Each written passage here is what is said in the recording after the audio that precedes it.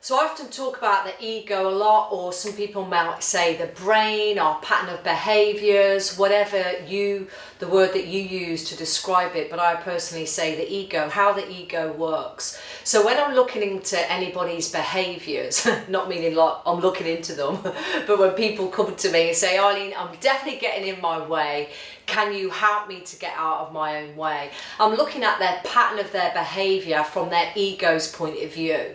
So your soul and your spirit's point of view is very different than your ego's point of view. So your ego's point of view, it kind of works a bit like a computer system, where it works in a way that firstly it wants to matter. It wants to know that it fits in and it has a sense of belonging. Secondly, it wants to know that you're safe and that you're protected. So the ego, I'm laughing, doesn't care if you smile and you're happy or if you're sad.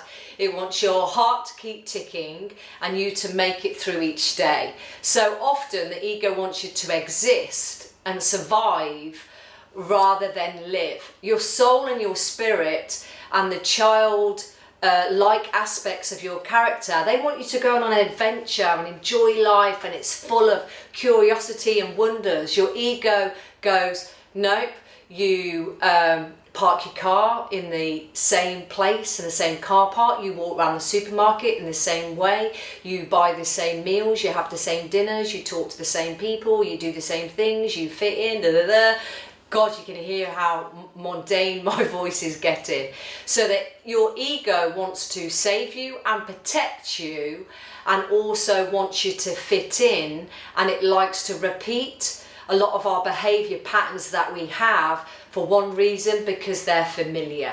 And once we can understand the role of the ego, we don't want to see it as a bad thing. Your ego is not a bad thing. Your ego is actually trying to help you. It doesn't understand how it hinders you. So my job as a coach, and I help many individuals, is how can you teach your ego to become your best friend? And a best friend should respect you. It should have your back regardless of your choices. It should listen and be understanding and compassionate. And it should say, okay, what's the good thing if you do that? What's the not so good thing if you do that? And you can teach your ego to be your friend, rather than we teach it to be the block, the enemy, or the thing that's in the way.